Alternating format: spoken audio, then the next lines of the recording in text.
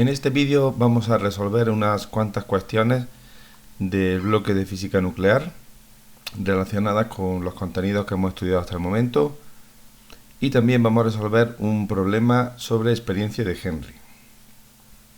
Empezamos con la cuestión 4 de la página 187 del documento PBAU Física, que dice así. Vamos a hacer solamente apartados de cuestiones, ¿vale? O sea, apartados A, de los ejercicios que hay en el documento de exámenes de selectividad. Dice así el apartado A: el bismuto 83210 se desintegra mediante un proceso beta y el radón 86222 mediante radiación alfa. Escriba y explique el proceso radiactivo de cada isótopo, determinando los números atómico y másico del nucleido resultante. Bien, partimos de nuestro nucleido inicial. Sabéis que un nucleido es un tipo particular de núcleo con un Z y un A determinados.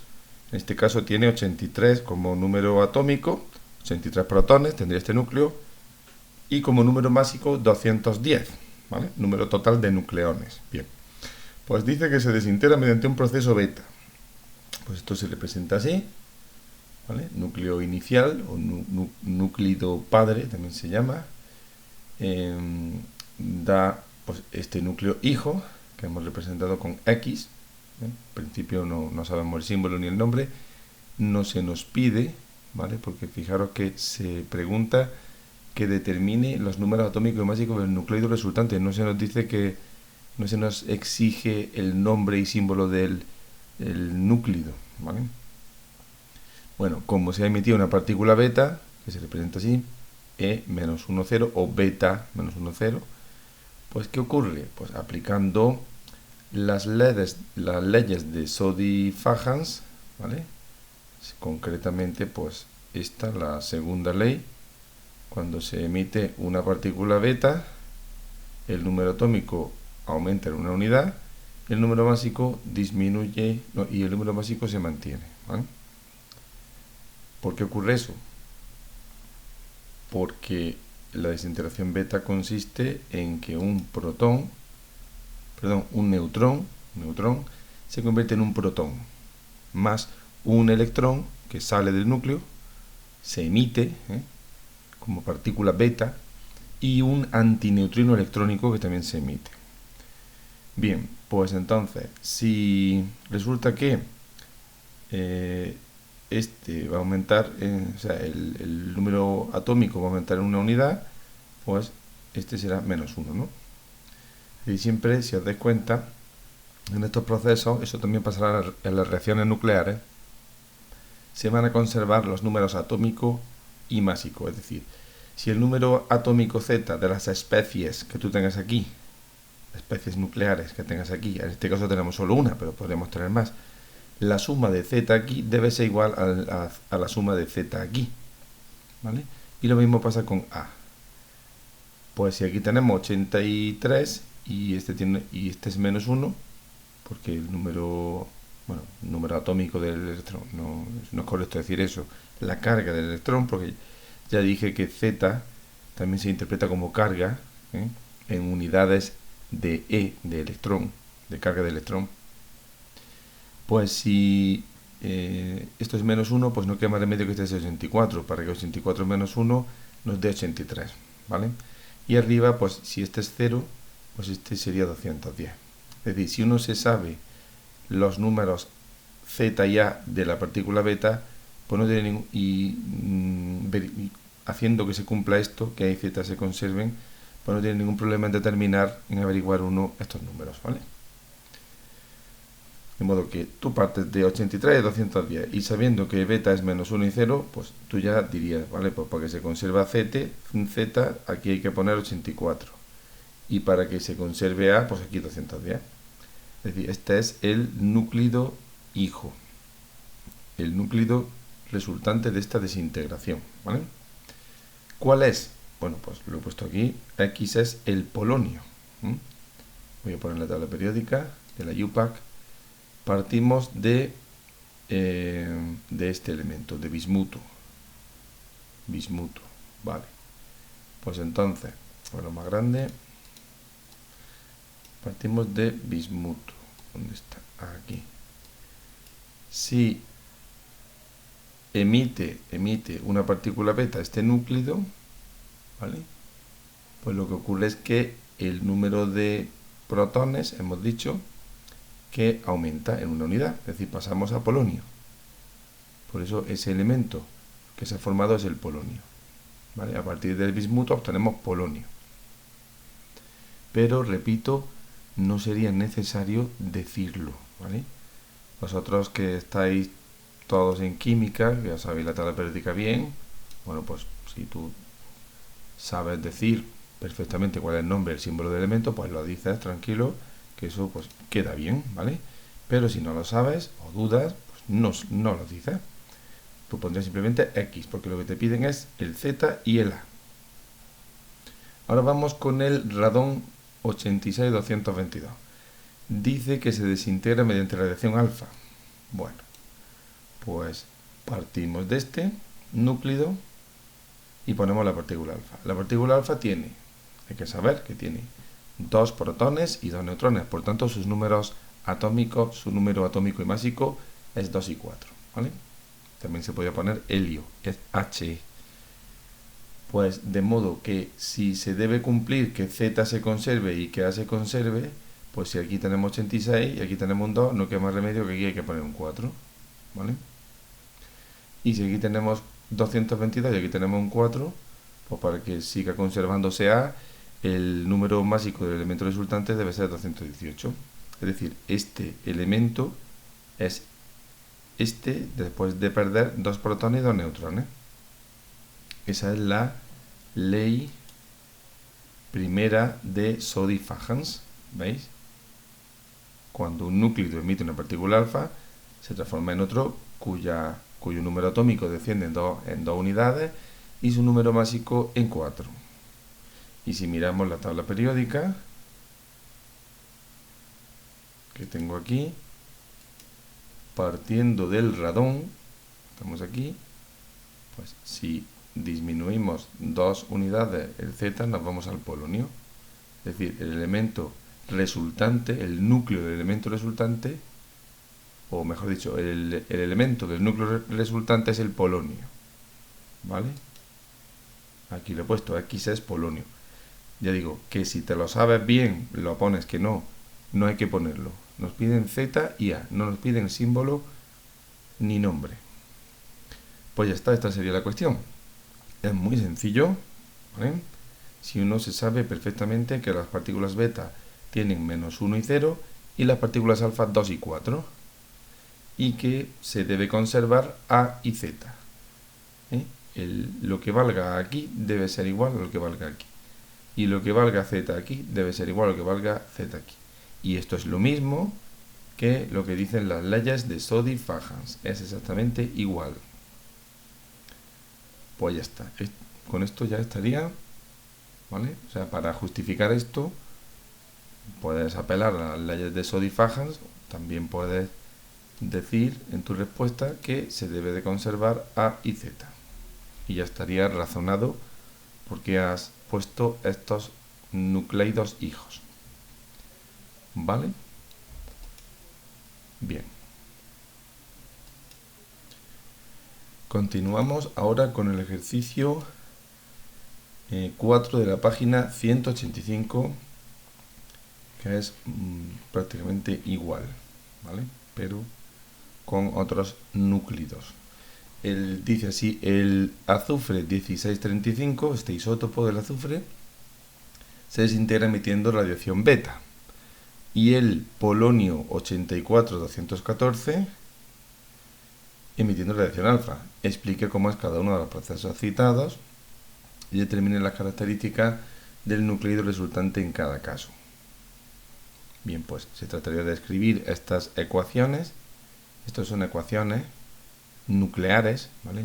Recuerdan a las ecuaciones químicas. Son ecuaciones de reacciones nucleares, en este caso de desintegraciones nucleares. Y bueno, pues pondríamos esto mismo. Si se desintegra emitiendo una partícula beta el nucleido resultante debe ser 1735.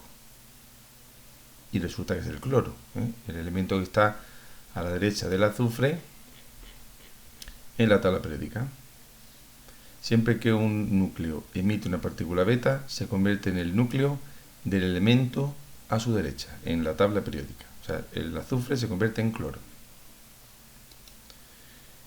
Y el polonio, si emite una partícula alfa, la escribimos aquí, pues Z disminuyendo unidades, para que 2 más 82 siga siendo 84, y A disminuye en 4, es decir, resulta es el plomo, X es el plomo.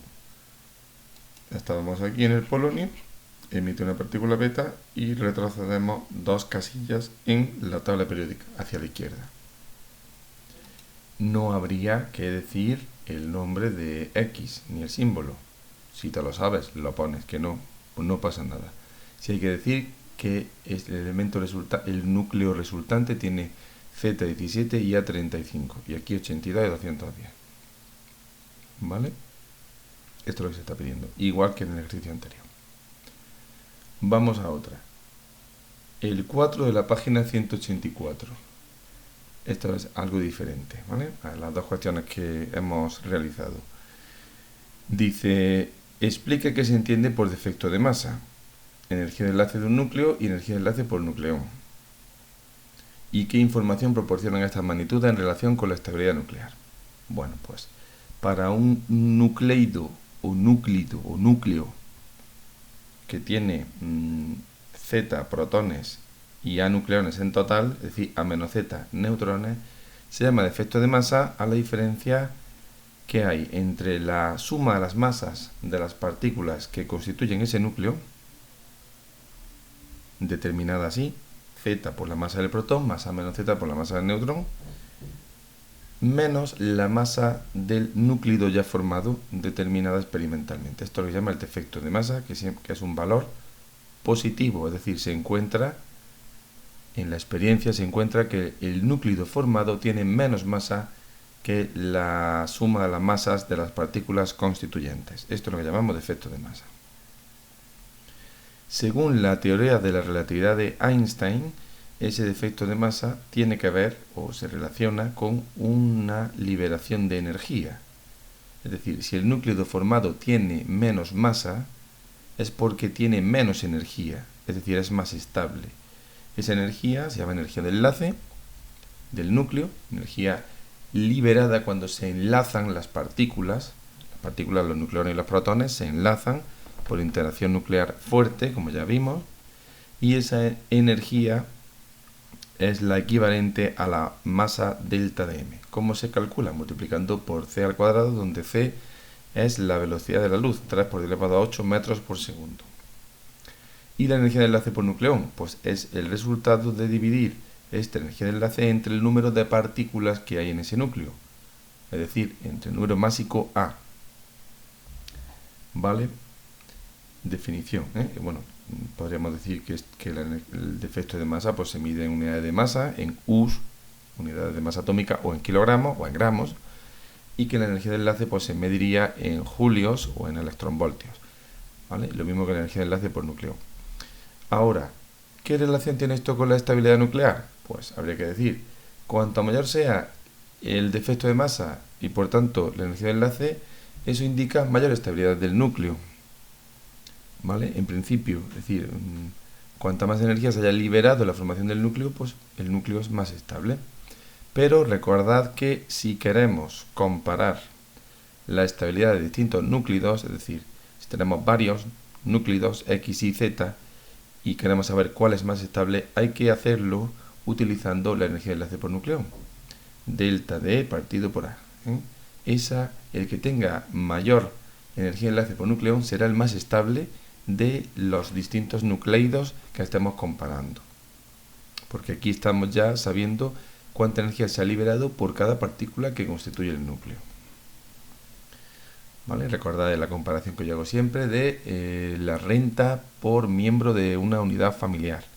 Eso es lo que te indica de verdad en qué nivel adquisitivo tiene una familia.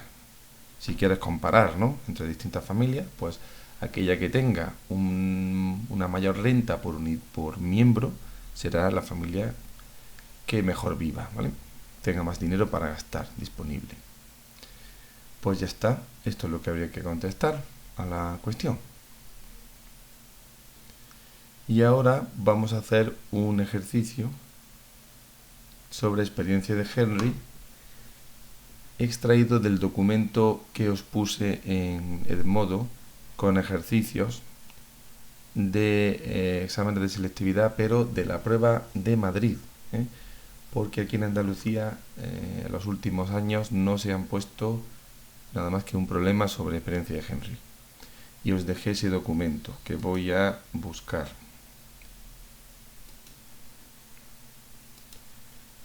El problema que voy a hacer, bueno, el documento es ese documento que tiene un nombre un poco extraño, largo, F4.2-3-PAU, campo magnético, inducción. Bueno, sería el ejercicio identificado como 2018 junio A, pregunta 3. Se ve que fue la pregunta 3 que pusieron en el examen de junio de 2018 en opción A, en Madrid, ¿vale?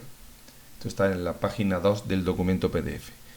Dice así: sea un campo magnético uniforme, B igual a menos B sub 0K, con B sub 0 igual a 0,3 teslas. En el plano XY hay una espira rectangular cuyos lados miden inicialmente A igual a 1 metro y B igual a 0,5. Aquí están los datos, este es el dibujo, ¿vale? Tenemos, ya digo, una espira rectangular que inicialmente tiene estas dimensiones, A y B. La varilla de longitud B, esta varilla, se puede desplazar en la dirección del eje X, hacia la derecha, tal y como se ilustra en la figura. Determine para t igual a 2 segundos el flujo a través de la espira y la fuerza electromotriz inducida en la misma si A. La varilla se desplaza con velocidad constante a 3 metros por segundo y B. Partiendo del reposo, la varilla se desplaza con aceleración constante de 2 metros por segundo al cuadrado. Bueno, es decir, en el primer caso la varilla se mueve con movimiento rectilíneo uniforme, velocidad constante, y en el segundo caso se desplazaría con movimiento rectilíneo uniformemente acelerado. Es lo que he puesto aquí, ¿vale? Vamos a hacer el primer apartado. Entonces, velocidad inicial, 0. O sea, suponemos que, en principio, pues, parte del reposo. Bueno, sí, en un momento dado se empieza a mover con velocidad 3 metros por segundo. ¿Qué ocurre aquí? Pues que la superficie que define la espira rectangular va aumentando con el tiempo, conforme esta varilla se va desplazando. El flujo del campo magnético a través, pues sería B por S, como siempre. En la figura, este es el eje X, este es el eje Y, entonces el eje Z sería perpendicular al plano del papel y el vector superficie pues también lo podemos suponer, va a ser perpendicular al plano del papel, podemos suponer igual sentido que B y el producto escalar es simplemente B sub 0 por S y el coseno sería coseno de 0 que es 1, ¿vale? Entonces B sub 0, pues aquí está, S, pues S sería, a ver, A más X. O sea, la longitud de este lado, X va a ir cambiando con el tiempo, A más X por B, sería la superficie de este rectángulo. Aquí está, ¿veis? B sub 0 por A más X por B. X es VT, como en cualquier movimiento rectilíneo uniforme, velocidad por tiempo. De modo que queda phi, el flujo del campo magnético, B sub 0 por A más VT, B. ¿Veis? Es un flujo que cambia con el tiempo, como debe ser, es decir, va aumentando con el tiempo, depende de t. Conforme la varilla va avanzando, ese flujo va aumentando. Nos preguntaban que determinemos el flujo y la fuerza electromotriz inducida cuando t es igual a 2 segundos. Aquí está. Bien, pues para 2 segundos sustituye aquí 2, B sub 0, 0,3, A, que es la longitud inicial horizontal 1 metro, velocidad 3 por 2, ¿veis? Por 0,5 que es la longitud de B. Resultado 1,05 Weber, que es la unidad del flujo magnético. Weber sería Tesla por metro cuadrado, por eso se llama Weber. Vale, ya lo tenemos. Ahora, fuerza electromotriz inducida. Aplicamos ley de Faraday-Henry. Derivamos el flujo respecto al tiempo, cambiamos de signo. Bien.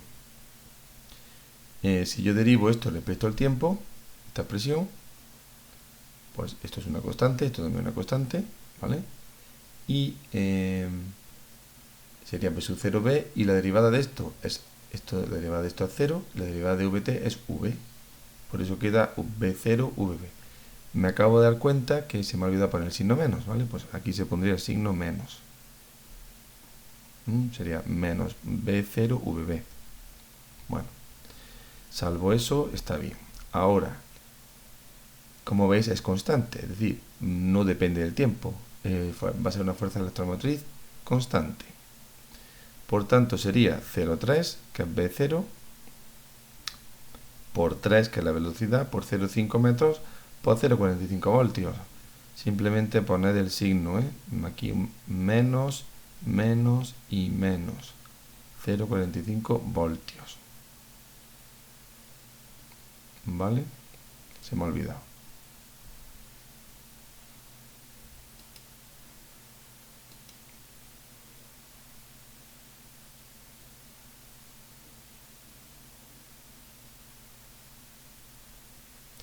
Bueno, en el segundo apartado nos dice V0. Bueno, nos dice que resolvamos el problema, pero suponiendo que se desplaza con aceleración constante, es decir, con un mr/a. Partimos de la velocidad inicial 0, pero aceleración 2 metros segundo al cuadrado. Entonces, recuerden la ecuación de un mr/a, sería x igual a x sub 0 más v sub 0t más un medio de at cuadrado, ¿vale? Bueno, pues x sub 0 sería a, el lado a. Aquí hay un problema porque, claro, llaman a este lado y a es la aceleración, nos podemos confundir, por eso yo he puesto aquí, voy a llamar a x sub 0, ¿vale? Y dejamos a para la aceleración. Y v sub 0 es 0 porque parte del reposo. Pues entonces aquí lo que cambia respecto al caso anterior es que el lado este lado horizontal de la espira, que antes era a más vt, pues ahora va a ser x sub 0 más un medio at cuadrado, ¿vale? Porque es un mr/a, un movimiento rectilíneo uniformemente acelerado. Y el flujo, pues v sub 0 por ese lado, por el otro lado. Cuando t vale 2 segundos, sustituimos todo, v sub 0, x sub 0, que era la longitud inicial, la aceleración que es 2, el tiempo al cuadrado, total, pues 0,5, sale 0,75 Weber. La fuerza electromotriz hay que derivar esta expresión, cambiarla de signo. También se me ha olvidado poner aquí el menos. Lo ponéis vosotros, ¿vale? Pues aquí un menos v, si yo derivo esta expresión respecto al tiempo, b0 y b son constantes, ¿vale? Se ponen delante o se ponen aparte. Derivada de esto, la derivada de esto es 0 y la de esto sería 2 por un medio at, es decir, at. Por eso el resultado es b0 a bt, con su signo menos, que se me ha olvidado, ¿vale? Aquí ya sí tenemos una fuerza electromotriz que depende del tiempo. Va aumentando con el tiempo en valor absoluto, ¿vale? Mientras que antes era constante. No dependía del tiempo. Aquí no veis t para nada. Esto no es una función del tiempo, es una constante. Pero aquí sí. Es una fuerza electromotriz que cambia con el tiempo. ¿Qué valor tiene para 2 segundos? Pues 0,3 por 2 por 0,5, ¿vale? Y por 2 segundos. 0,6 voltios, se me ha olvidado el menos, pues sería menos 0,6. Ya está. Menos 0,6 voltios sería la fuerza electromotriz en ese instante. Bueno, pues ya tenéis aquí un problema, otro problema de experiencia de Henry, realizado de la manera que yo recomiendo, que es calculando el flujo. Además, bueno, aquí es que te pide el flujo, pero estos problemas siempre recomiendo que se hagan calculando flujo y aplicando la ley de Faraday. Hay otra forma de hacerlo, está en el libro, lo expliqué también, pero es más problemática, más, bueno, te puedes equivocar o puede que no lo razones correctamente. Esta es la mejor manera, ¿vale? Aplicando flujo y luego ley de Faraday. Y ya tendríamos este ejercicio. Haré alguno más de este mismo documento que os puse de Madrid, ¿vale? Os dije que hicieseis unos cuantos. Hacedlos, por favor. Las soluciones están también en el documento, lo podéis comprobar. Y cualquier duda de todo lo que he explicado aquí, Cualquier duda, comentario, petición, pues ya sabéis, me enviáis mensaje de modo y ya está. Espero que os sirva esto, ¿vale? Y que, bueno, os ayude a comprender estas cuestiones, que son muy sencillitas, pero hay que ver cómo se hacen. Y este problemita, pues que puede ser que te pongan el examen y te puede caer, como cayó el año pasado, uno. Y es muy fácil y hay que saber hacerlo. Muy bien, pues entonces ya está. Hasta el próximo vídeo.